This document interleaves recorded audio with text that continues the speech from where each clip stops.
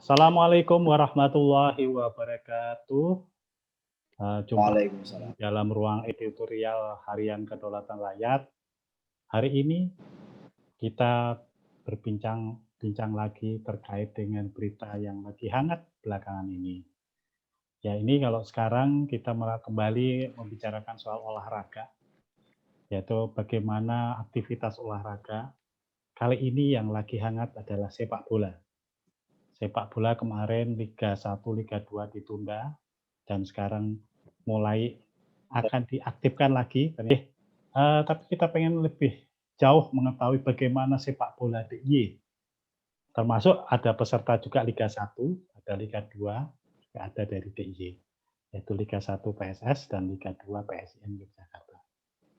Telah hadir di ruang editorial Bapak Sauki Suratno. Beliau seorang muda yang energik dan menjabat sebagai Ketua Asosiasi Provinsi PSSI DIY. Kita sapa dulu Pak Sauki, Mas Sauki biasanya. Mas Sauki, Assalamualaikum. Waalaikumsalam warahmatullahi wabarakatuh. Matur nuwun nih kesempatannya bisa berbincang-bincang dengan kami. Ini di tengah kesibukan, akhirnya bisa ketemu di secara virtual ya, melalui Zoom. Ini tadi sudah kami utarakan mengenai kondisi persepak bolaan di DIY, termasuk Liga 1 dan Liga 2. Nah, di tengah pandemi COVID-19. Nah, sejauh ini menurut pemantauan Mas Sauki terkait dengan aktivitas sepak bola selama pandemi ini bagaimana Mas Sauki? Di sini kan juga tidak hanya Liga 1, Liga 2, Liga yang amatir juga ada ya klub-klub di bawah PSSI kabupaten kota ya juga ada. Bagaimana Mas Sauki? Monggo. Assalamualaikum warahmatullahi wabarakatuh, Mas Jono dan pemirsa sekalian.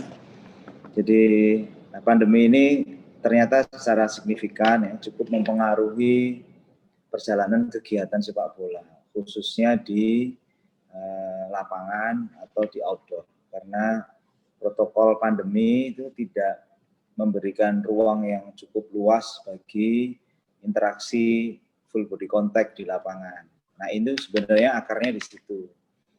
Nah, kenapa protokol begitu? Karena sifat virusnya yang mudah menyebar melalui beberapa media yang kita sudah sering baca lah. Jadi dalam konteks kehati-hatian itulah maka banyak pihak, tidak hanya dari PSSI atau dari Asprof, tapi dari pemerintah, dari kepolisian juga melihat itu sebagai constraint, sebagai hal yang harus dipikirkan betul. Jadi kalau di Asprof, Pak, Asprof itu adalah lembaga di wilayah provinsi, lembaga sepak bola yang memiliki otoritas penuh, utamanya terkait dengan kegiatan pembinaan dan sepak bola amatir. Nah, tadi Mas Jono menyinggung tentang Liga 1, Liga 2, itu liga profesional. Itu manajemen tata kelola kompetisinya semuanya langsung di bawah PSSI, federasi. Jadi Asprof tidak dalam kapasitas untuk mengelola itu sebenarnya. Tidak dalam kapasitas. Tapi karena kebetulan untuk situasi pandemi ini ada 7 klub yang memilih DIY sebagai home base-nya, gitu, sebagai tempat mereka menjadi tuan rumah. Karena di beberapa daerah di Indonesia ini ada situasi-situasi yang tidak memungkinkan dilaksanakan pertandingan. Maka sekarang DIY ini menjadi dalam tanda petik tuan rumah bagi 7 klub Liga 1. Nah, itu yang menjadi perhatian kita semua, kaitannya dengan situasi pandemi di DIY, yang oleh Bapak Gubernur masih dikategorikan sebagai tanggap darurat. Nah, kira-kira itu. Kalau di luar kegiatan di lapangan, misalnya kursus ya, jadi Asprof itu punya program kursus. Ini setelah mulai agak landai begini, ini kursus mulai kita kaji untuk kita jalankan. Ada kursus kepelatihan, ada kursus perwasitan, itu yang nanti kita akan dorong, Mas. Dalam 2-3 bulan ini moga-moga bisa berjalan. Gitu, Mas. Wah, jadi tahu sedikit mengenai prosedur organisasi nih. Tapi tadi ada 7 klub masuk DIY dengan tentu dengan tidak hanya 11 pemain, mungkin 21 pemain ya. Dan staf dan pelatih dan manajer segala macam masuk ke DIY itu dari satu sisi mungkin akan menggerakkan perekonomian DIY juga ya. Tapi dari sisi lain bagaimana jaminan kesehatan juga ya? Mungkin apakah sudah ada standar, sudah ada kepastian pemberlakuan protokol kesehatan terutama supaya masyarakat DIY itu tidak cemas karena DIY juga mungkin kedatangan dari tamu juga mungkin ada suatu ya hati-hati ya gitu. Baik, jadi PT Liga Indonesia Baru, operator kompetisi ini, itu pernah bertemu dengan kami dan pada pertemuan itu kami berikan beberapa masukan dan saran. Saran yang pertama adalah kepatuhan terhadap protokol kesehatan. Dan kami juga menyampaikan sebaiknya bertemu dulu dengan pemerintah provinsi sebagai pengendali dari gugus tugas COVID-19 Provinsi DIY. Supaya clear dulu nih urusan kesehatan. Kalau masalah teknis pengelolaan kompetisi, saya pikir kita tidak harus belajar lagi. Tapi kaitan keamanan kesehatan, ya, protokol harus dijalankan, itu yang harus selalu diupdate. Ya. Karena juga beberapa teman menyampaikan karakter virus ini kan mungkin saja melakukan mutasi. Jadi ada sifat baru dari virus yang kita juga belum tahu, makanya selalu update dengan gugus tugas. Dan teman-teman Liga Indonesia Baru saat itu cukup welcome dengan itu. Waktu itu saya mendengar sudah sempat bertemu dengan pemerintah provinsi, dengan Polda, artinya komunikasi itu sudah jalan. Nah, tinggal kondisi day to day-nya ini kan tidak bisa kita tebak saat ini. Jadi misalnya nggak akan jalan tanggal 1 November misalnya. Kan saya pikir otoritas kesehatan juga tidak bisa menjamin bahwa 1 November itu kondisinya sudah jauh lebih baik, kan belum tentu juga. Nah, kita berharap saja bahwa semuanya jadi lebih baik dan Liga ini bisa jalan. Karena Liga 1 itu berbeda dengan misalnya Liga 3, Mas Jono. Liga 3 itu dikelola di Asprof awalnya, nanti di putaran regional, nasional, baru ke PSSI, di federasi. Liga 3 itu amatir, karena amatir pemainnya itu kan tidak dikontrak khusus untuk bermain di situ. Pemainnya itu hanya hanya bermain amatir itu ya sesempatnya gitu ya. Siangnya mungkin sekolah, sorenya main, malam pulang ke rumah. Nanti 3 hari lagi pulang sekolah, main lagi ke lapangan, pulang ke rumah. Dalam kondisi semacam ini kan protokol COVID menjadi tidak bisa berjalan dengan maksimal. Ya. Beda dengan Liga 1, kalau Liga 1 itu mereka dikonsentrasi di hotel. Tadi disampaikan mungkin 21 sekitar. Kalau perhitungan kita setidaknya itu sekitar 31 tim ya. Jadi ada official dan sebagainya. Jadi kalau 7 tim kira-kira ada 200-an lah official dan pemain yang masuk ke Jogja. Bagi yang home base di Jogja, belum nanti tim lain yang bermain di Jogja. Jadi itu bisa dikalikan. Nah, kalau Liga 1 mereka dikonsentrasi di hotel, mereka bisa di-swab sebelum masuk hotel, setelah main bisa di-swab lagi dan seterusnya, bisa dicek terus tidak keluar masuk, tidak on off, itu masih bisa terkendali. Tidak ada penonton di stadion, tidak ada supporter di luar pun, jadi tidak ada kontak dengan orang luar, maka kondisi sterilnya kesehatan ini masih bisa kita harapkan. Kalau Liga 3 memang agak banyak yang harus dipertimbangkan. Karena tidak bisa dikonsentrasi. Ya. Setelah main ke rumah, 3 hari lagi datang ke lapangan. Selama 3 hari apa saja kita tidak tahu dan seterusnya. Jadi ini, makanya protokol kesehatan menjadi penting. Tadi pertanyaannya itu kita ingatkan ke PT Liga Indonesia Baru. Dan saya mendengar PSSI juga sudah mengeluarkan semacam protokol gitu untuk klub-klub itu agar bisa ikut kompetisi sesuai dengan yang diatur oleh protokol kesehatan COVID di tingkat nasional. Jadi kalau dari sisi itu mungkin sudah. Tapi dari sisi yang lain kita belum tahu. Artinya otoritas keamanan dan otoritas pemerintah mungkin belum bisa memberi izin kemarin 1 Oktober karena pertimbangan-pertimbangan yang lain. Ya mungkin semoga, itu, Pak. Semoga sukses kompetisinya Liga 1 ada 7 tim di DIY. Berarti ini kan selama kompetisi bisa 5 bulan ke depan ya? Bisa 5 bulan ke depan ya? Perhitungannya kalau Ya, kalau 1 Oktober jalan itu kemarin Februari sih udah selesai gitu ya. Jadi November, Desember, Januari, Februari selesai. Gitu. Tapi kalau ini mundur, kalau skemanya sama, mungkin ini lebih panjang lagi. Gitu. Mungkin ya mundur sebulan, kira-kira sebulan. Cuman mungkin nggak bisa mundur lagi ya, karena setelah itu kan bulan puasa. Kecuali nabrak bulan puasa, main malam. Kalau Liga 1 sih main malam itu biasa. Cuman kan ada lagi Liga 2. Liga 2 ini 24 tim yang juga harus bermain di kota lain. Kalau yang saya ikuti itu menggunakan home tournament model. Jadi satu kota ada sekian tim bermain di kota itu saja. Jadi kalau Liga 1 enggak, kalau Liga 1 tetap home away, tetapi home base dari ke-7 klub itu pindah ke sini. Nah, ya. Terus ini kembali ke persoalan DIY, Mas Soki. Tadi bicara untuk DIY, kewenangan Asprop DIY itu adalah tadi yang Liga 3 ke bawah yang amatir ya. Nah, di situ ada juga pemain dan pelatih ya. Juga ada juga barangkali usia muda ya, usia muda dan. Nah, ketika aktivitas sepak bola mengalami penurunan di masa pandemi ini bagaimana nasib para pemain dan pelatih? Mungkin pelatih itu mungkin menjadi penghasilan ya. Penghasilan melatih itu sebagai mata pencarian. Kalau pemain mungkin ya kalau amatir belum sampai semi pro apa masih ya, atau menggantungkan dari sepak bola juga mungkin sebagian ya.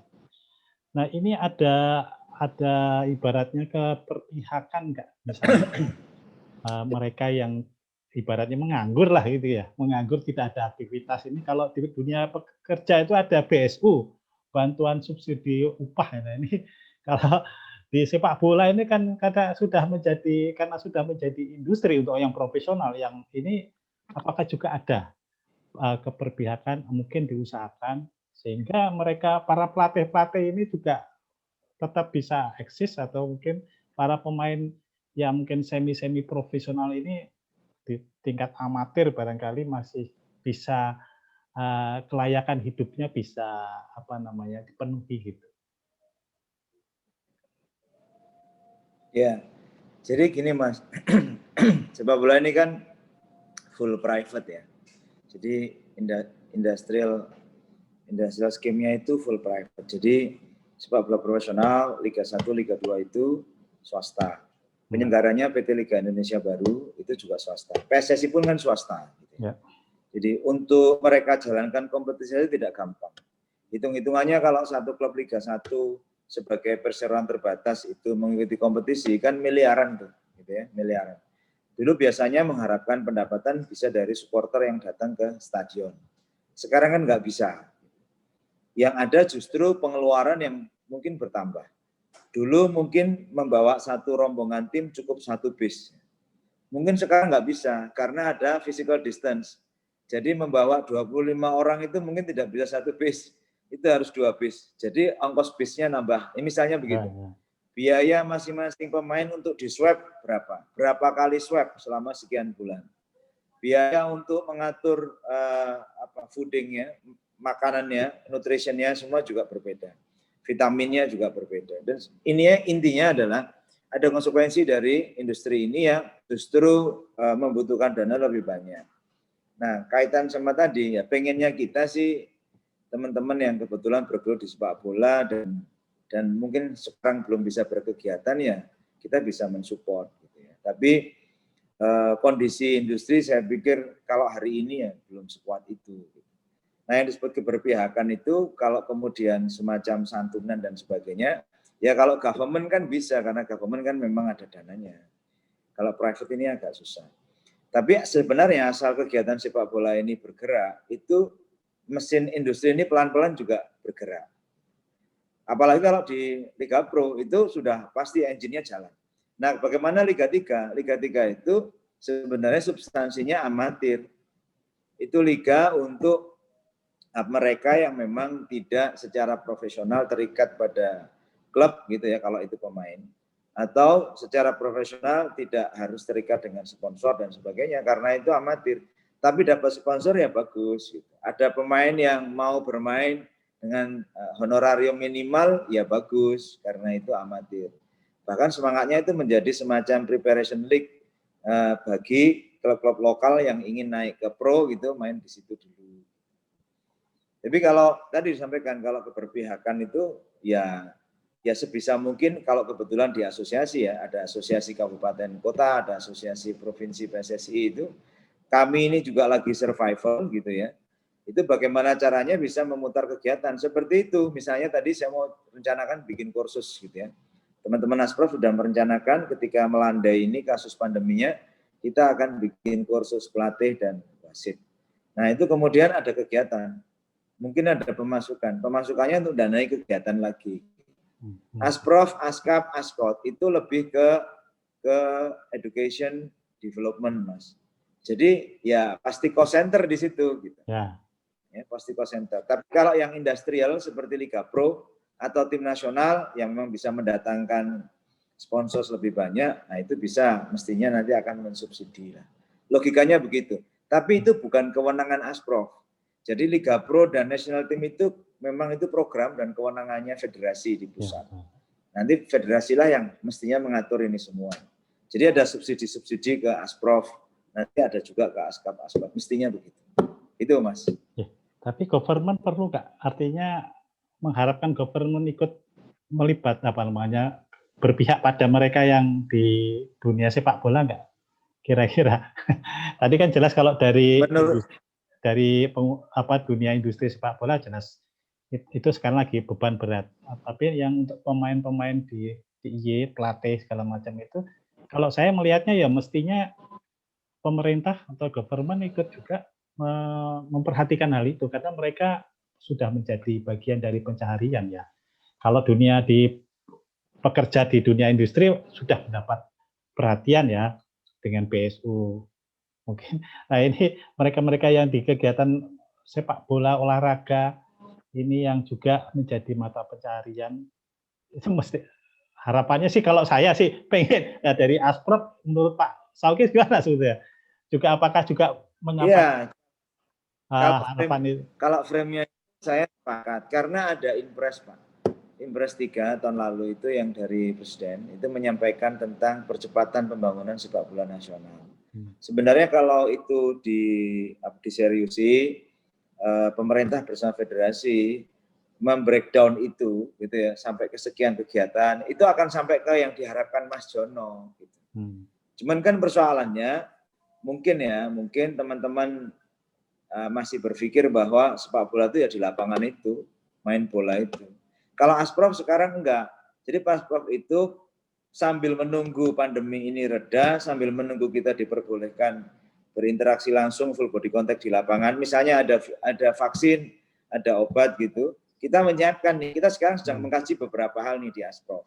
Misalnya pembinaan usia dini yang dirintis oleh Askap Askot ini hasilnya bisa dinikmati klub profesional di DIY, ada PSS, ada PSIM. Misalnya begitu. Ini lagi kita kaji bagaimana sih ketemunya gitu. Nanti kalau ada sesi yang lain Mas Jono, kita lagi diskusi tentang namanya club based development dengan regional based development. Ini dua madhab yang bisa berbeda di sepak bola gitu. Kalau di Eropa nggak ada regional based development. Kalau Indonesia karena dulu berangkatnya PSSI itu alat perjuangan bangsa, adanya dulu perserikatan, di Indonesia kita jadi sekarang punya Askap, Askot sama Asprof. Di luar negeri kan kayak gini kan susah kita jumpai. Nah, kita DIY lagi mencoba mengaitkan itu agar potensi yang terbaik dari DIY yang dimulai dari perkumpulan-perkumpulan di bawah Askap, Askot ini dan SSB betul-betul bisa mendapatkan tangga pembinaannya masuk ke klub profesional. Nah, syukur-syukur yang terbaik itulah yang mengisi PSS dan PSIM. Pengen kita sih begitu gitu. Nah, cuman karena COVID memang kita baru berhenti pada beberapa kajian analisis. Nanti kalau sudah selesai ini kita akan uji cobakan gitu.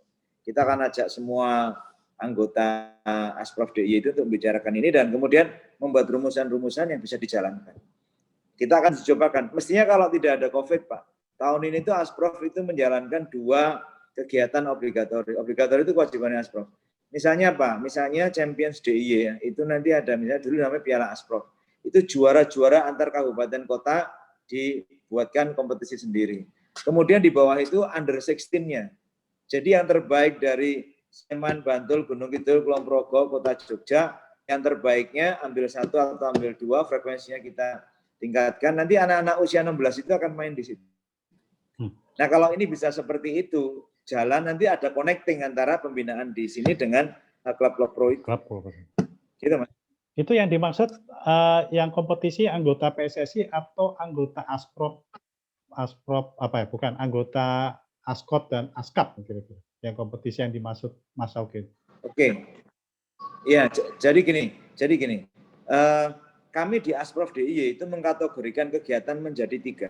Yang pertama namanya mandatory. Mandatory itu kegiatan programnya pemerintah pusat yang harus dijalankan sampai ke provinsi-provinsi. Itu Liga 3 itu, Suratin, sepak bola wanita itu termasuk mandatory. Jadi bukan programnya DIY saja, tapi memang dari kongres dari federasi. Yang kedua namanya obligatori. Obligatori itu memang itu tugasnya Asprof DIY untuk menjalankan. Ya, itu hanya ada di DIY.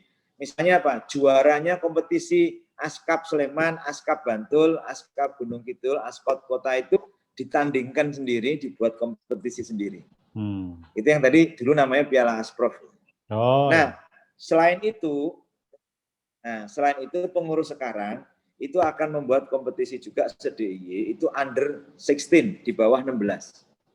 Agar nanti dari talent scouting under 16 ini bisa masuk ke Suratin dan mulai dijaring oleh akademinya klub-klub profesional yang ada di DIY. Harapan kita, klub profesional di DIY seperti PSIM dan PSS itu segera memaksimalkan akademinya, jadi kita akan hadirkan di turnamen ini, silahkan Anda talent scout di situ. Jadi tugasnya Askap, Askot, Asprof itu menyediakan, mensuplai pemain-pemain muda binaan sendiri untuk dipakai klub profesional juga di DIY. Gitu. Jangan bagus-bagus malah diambil klub profesional di daerah lain, kan rugi. Kita sudah bina malah diambil yang lain. Nah tapi diambil dan tidak kan ada ukurannya ketika talent scouting, ada kriterianya. Maka sejak awal kita akan ajak duduk itu, direktur-direktur akademinya klub profesional itu untuk ngerembuk. Yuk kita cari format seperti apa. Sebenarnya Anda cari itu kriteria pemain seperti apa. Nah kalau ini ketemu, match sudah ini. Nah, tapi sayangnya kan hari ini, tahun ini kan COVID ya, pandemi. Ya. Nah, mungkin baru di musim depan. Kira-kira gitu Pak John.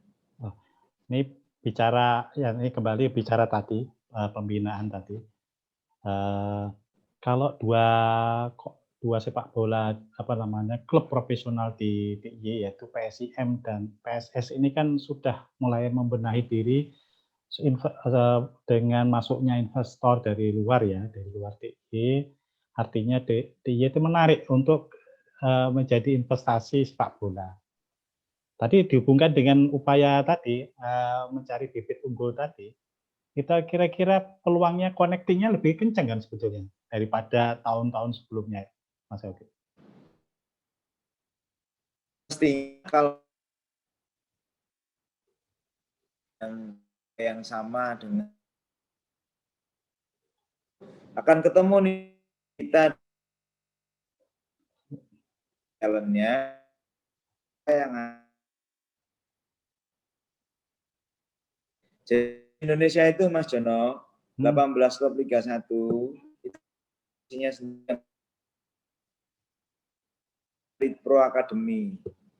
Nah di sana itu ditandingkan anak-anak muda itu ada U18, ada U20. Nah atas namanya si klub profesional itu. Persebaya U18 ada sesudah. Pertanyaannya, apakah betul mereka membina anak-anak itu sejak masih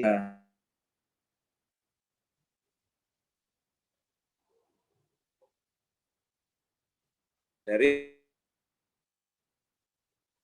sebenarnya ruang bagi Askot dan Asprop untuk mengisi. Asprop sedang ini kita menganalisa yang tepat orkestrasi agar industri yang sedang tumbuh itu disupport dengan cara yang tepat oleh pelaku sepak bola masing provinsi. Nah, DIY sedang mencari format ini. Sebenarnya harapannya kalau federasi bisa membuatkan pattern itu lebih bagus lagi.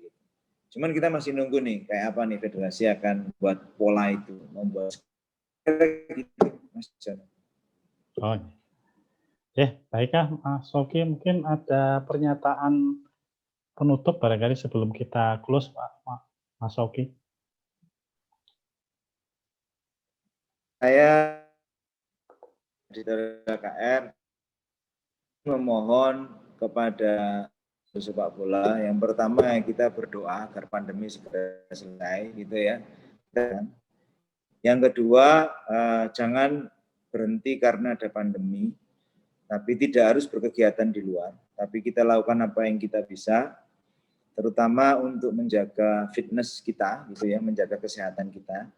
Dan yang ketiga, mohon doanya agar setelah pandemi ini Asprof bisa segera take off lagi bersama Askap dan Aspot dan klub anggota, sehingga yang kita cita-citakan tadi, mengorkestrasi club based development di bawah klub pro dan regional based development di bawah Askap Askot, ini betul-betul bisa berjalan tahun depan di DIY. Saya pikir itu Mas Jono. Terima kasih. Sukses untuk KR juga. Sama-sama. Semoga harapan Mas Oki untuk PSSI, untuk sepak bola DIY bisa tercapai tadi. Amin, amin. Terima kasih, terima kasih. Terima kasih banyak waktu ya Mas Oki. Sukses selalu. Demikian sahabat kedaulatan rakyat, bincang-bincang kita dengan Mas Oki Suratno, Ketua Asprof PSSI DIY. Banyak sekali informasi yang disampaikan. Semoga dunia sepak bola DIY bisa berjaya kembali, bisa lepas dari persoalan pandemi COVID-19. Sampai jumpa dalam seri editorial berikutnya. Pamit dulu. Wassalamualaikum warahmatullahi wabarakatuh. Waalaikumsalam.